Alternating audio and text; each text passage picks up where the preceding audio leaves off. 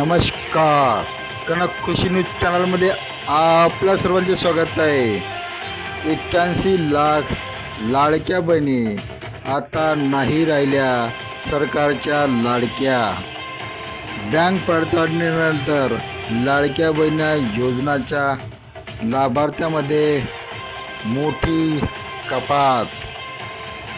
अकार्यक्षम नेतृत्वामुळे महाराष्ट्र बदनाम नव्हे तर बर्बाद होत आहे, असे माजी खासदार राजू शेट्टी मुख्यमंत्री देवेंद्र फडणवीस यांच्यावर बोलले. घर खर्चासाठी पत्नीला पैसे मागणे ही क्रूरता नव्हे, पतीवर छळाचा गुन्हा झाला रद्द, न्यायालयाने दिले आदेश. बँक पडताळणीनंतर महाराष्ट्र सरकारला लाडक्या झालेल्या बहिणी 81 लाख लाडक्या बहिणी आता मात्र झाल्या अपात्र. निवडणुकीपूर्वी विधानसभा निवडणुकीपूर्वी महायुती सरकारने निकष असतानासुद्धा त्या निकषाची चौकशी न करता सरसकट महिलांना लाडक्या बहिणी करून टाकल्या. परंतु आता याच लाडक्या बहिणी मात्र आता सरकारला ना लाडक्या झालेल्या आहेत. विधानसभा निवडणुकीत महायुतीसाठी राजकीयदृष्ट्या फायदेशीर ठरलेल्या मुख्यमंत्री लाडकी बहिणी योजनेतील 81 लाख बहिणी अपात्र ठरल्या आहेत. KYC मोहिमेनंतर या योजनेत 1,66,00,000 महिला अनुदानासाठी पात्र ठरल्या आहेत. विधानसभा निवडणुकीपूर्वी जाहीर करण्यात आलेल्या मुख्यमंत्री लाडकी बहीण योजनेत अर्ज सादर केलेल्या सरसकट सर्वांना दरमहा 1,500 रुपयाचे अनुदान मंजूर करण्यात आले होते. या योजनेच्या सुरुवातीला 2.47 कोटी लाभार्थी होते. यात अनेक बोगस लाभार्थी असल्याची बाब निदर्शनात आल्यानंतर महिला व बाल विकास विभागाने त्यावेळी निवडणुका असताना सरकारने लाडक्या भावांनासुद्धा लाडक्या बहिणीचा लाभ दिलेला आढळून आला. त्याचप्रमाणे ज्यांचे वार्षिक उत्पन्न 2.5 लाखापेक्षा जास्त आहे अशा लाभार्थी बहिणांनासुद्धा लाडक्या बहिणा बनवल्या. 65 वर्षावरील 10,000 महिला दर महिन्याला बाद. महिला लाभार्थ्यामध्ये 21 ते 65 वयोगटातील महिलांचा समावेश आहे.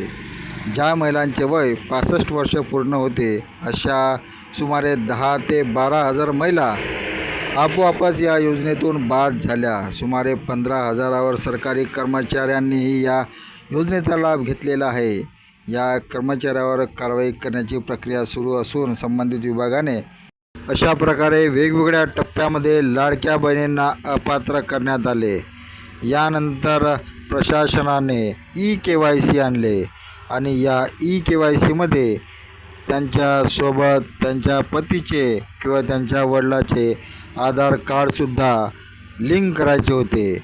आणि या आधार कार्डमुळे पतीच्या आणि वडिलाच्या आधार कार्डमुळे या लाडक्या बहिणींच्या पतीच्या किंवा त्यांच्या वडिलांच्या अकाउंटची सुद्धा तपासणी करण्यात आली. आणि यामध्ये KYC न करणाऱ्या 1,66,00,000 लाडक्या बहिणींना अपात्र करण्यात आले. तर ज्यांचं KYC झालं तर या KYCच्या अकाउंटमधून तपासणी करून यातून 81 लाख लाडक्या बहिणींना वगळण्यात आले. अशा प्रकारे लाडक्या बहिणीला कमी करून या लाडक्या बहिणी आता सरकारला ना लाडक्या झालेल्या आहेत. महाराष्ट्राला बदनाम करत असल्याचे बोलले जात आहे. तर महाराष्ट्राला बदनाम नाही तर महाराष्ट्र हा बर्बाद होत आहे, असे माजी खासदार राजू शेट्टी आपल्या वक्तव्यामध्ये म्हणाले. मुख्यमंत्री देवेंद्र फडणवीस यांच्या अकार्यक्षम नेतृत्वामुळे महाराष्ट्रात बदनामी नव्हे तर बर्बाद होत आहे. हातच्या काकणाला आरशाची गरज नाही. सत्ताधारी पक्षाचे आमदार निलेश राणे यांनी अत्यंत वास्तव घटना समाजासमोर मांडली आहे. राज्यात अवैध धंद्यांना ऊत आलेला आहे. हे जडजडीत सत्य समाजात उघड्या डोळ्यांनी बघत आहे, असा आरोप स्वाभिमानी शेतकरी संघटनेचे अध्यक्ष माजी खासदार राजू शेट्टी यांनी केले. पत्नी सरकारी कर्मचारी, पत्नीला पगार, घर खर्चासाठी मागणे यासाठी पतीला छळाचा गुन्हा रद्द करताना न्यायालयाने निर्देशनात आणलेले आहे. पत्नी सरकारी कर्मचारी आहे, ती घरकाम करीत नसल्यामुळे घर खर्चासाठी आर्थिक योगदान द्यावे असे सांगणे हे स्वतःमध्ये बेकायदेशीर मागणी किंवा क्रूरता ठरत नाही. असे व्यवहाराबाबतही छळाचा हेतू दिसून येत नाही, असे निरीक्षण न्यायालयाने नोंदविले.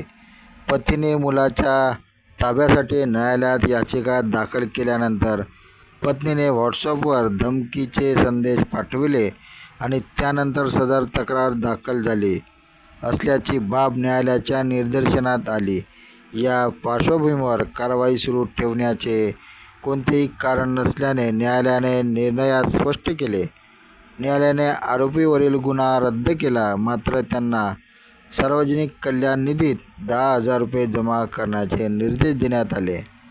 नोकरी करणाऱ्या पत्नीने ती घरातील कामे करत नसल्याने घर खर्चासाठी तिचा पगार द्यावा अशी अपेक्षा व्यक्त करणे हे भारतीय दंड संहितेच्या कलम 498 अंतर्गत क्रूरता किंवा बेकायदेशीर पैशाची मागणी मानता येणार नाही, असा महत्त्वपूर्ण निर्वाळा मुंबई उच्च न्यायालयाच्या नागपूर खंडपीठाने दिलेला आहे. न्यायमूर्ती ऋषाली जोशी यांच्या खंडपीठाने पती, सासू आणि सासऱ्याविरुद्ध गुन्हा रद्द करताना कलम 498 ची व्याख्या करत हे निरीक्षण नोंदविले आहे. धन्यवाद. आपण बघत होता कनकखुशी न्यूज चॅनलवर आजच्या ताज्या बातम्या. आपण कनकखुशी न्यूज चॅनलला सबस्क्राईब करा आणि आपले कॉमेंटसुद्धा द्या. तर बघत रहा नियमित कनकखुशी न्यूज चॅनलवर ताज्या ठळक बातम्या. नियमित बघत रहा.